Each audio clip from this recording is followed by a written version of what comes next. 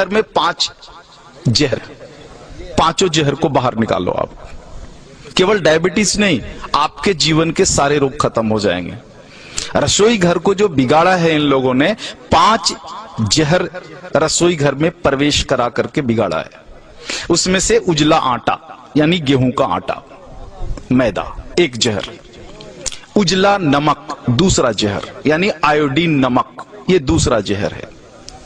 तो गेहूं छोड़ा तो कहां जाना है? बाजरी, जवारी, मकई, मड़ुआ के पास जाना है, जौ के पास जाना है। उजला नमक अगर छोड़ना है तो कहां जाना है? सेंधा नमक पर जाना है, काला नमक पर जाना है, आपके यहां के सांभर झील के नमक पर जाना है। यह शुद्ध नमक है। तो दूसरा जहर हुआ। तीसरा जो जहर इन्होंने डाला है चीनी। चीनी का पिंड छोड़ो, चीनी बंद कर दो। चीनी की जगह जितनी इच्छा है उतना गुड़ खाओ, भूरा खाओ, खांड खाओ। ये डायबिटीज की अच्छी दवा है। गुड़ डायबिटीज की अच्छी दवाओं में से एक है। हमारे यहां जितने डायबिटीज के मरीजों की चिकित्सा होती है ना, सबको लिख के देता हूं प्रिस्क्रिप्शन पैड पर, प्रतिदिन गुड़ खाओ। हाँ, रसगुल्ला खाने का मन है, जरूर खाओ, गुड़ वाला खाओ। जिलेबी खाने का मन है, जरूर खाओ, गुड़ वाली जिलेबी खाओ। बालूशाही खाने का मन है, गुड़ वाली खा लो।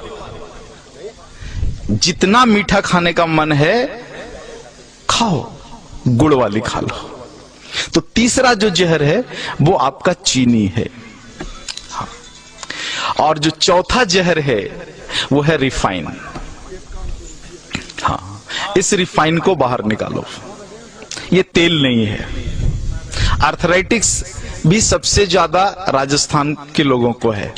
आर्थराइटिक्स, घुटने का दर्द, कमर का दर्द, माताओं को तो है ही, 100% राजस्थानी माताओं को है ये। कारण आपने इस शरीर को तेल और घी तो दिया नहीं, तेल के नाम पर रिफाइन दिया और घी के नाम पर बटर ऑयल दिया। कहते हो घी खाते हैं, लेकिन वास्तव में वो बटर ऑयल है, घी नहीं है। आप कहते हो तेल खाते हैं, तेल नहीं खाते, रिफाइन खाते हो आप। रिफाइन अलग है और तेल अलग है, दोनों एक नहीं हो सकता। तो इस रिफाइन को बाहर निकालो और तेल को लेकर के आ जाओ।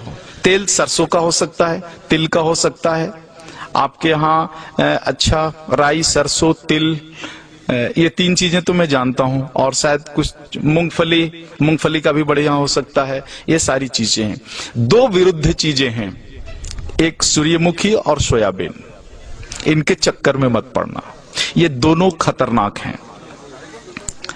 तो इस तरह से रसोई घर से अगर कुछ चीजों को आप बाहर निकाल दो। 2 मॉडर्न चीजें हैं, एक प्रेशर कुकर, हाँ, जो आपके रसोई घर का प्रेत है, प्रेत को बाहर निकालो। हाँ, पकती नहीं अनाज, फटती है अनाज। दाल फटता है उसमें, पकता नहीं है।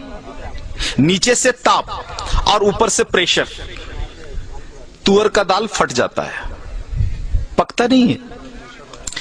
पकेगा तो मिट्टी की हांडी में धीरे धीरे, सने सने, धीमी आंच पर ही पकेगा। तुअर का पौधा जितने दिन तक मिट्टी में खड़ा रहता है, उसी हिसाब से समय लेगा हांडी में पकने के लिए। जल्दी कैसे पका लोगे आप? नहीं पका सकते। वो मिट्टी में 10 महीने तक खड़ा रहा है तो 10 मिनट तो लेगा ना चूल्हे पर पकने में। आप फटाफट 2 मिनट में पका लोगे, पकता नहीं, फट जाता है।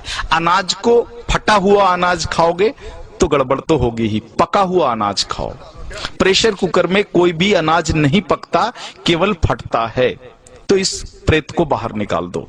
और दूसरा प्रेत तो कम है, जो है फ्रिज, हाँ, इसको बाहर निकाल दो। शरीर को अग्नि चाहिए। फ्रिज की सारी वस्तुएं शरीर के अग्नि को खराब कर देने वाली है। शरीर में अग्नि नहीं होगा तो पचेगा ही नहीं, और पचेगा नहीं तो सड़ेगा, और सड़ेगा तो वायु निकलेगा, और वायु निकलेगा तो पता है वायु क्या क्या करता है? पूरे शरीर में उपद्रव करता है। पैरालिसिस इसी में से आया हुआ है, हार्ट अटैक इसी में से आया हुआ है, ब्रेन हैमरेज इसी में से आया हुआ है। तो ये 2 प्रेत को निकाल दो, और इन वस्तुओं को अगर आप निकाल दो रसोई घर से बाहर, तो बचा हुआ 25% डायबिटीज वहीं खत्म हो जाता है।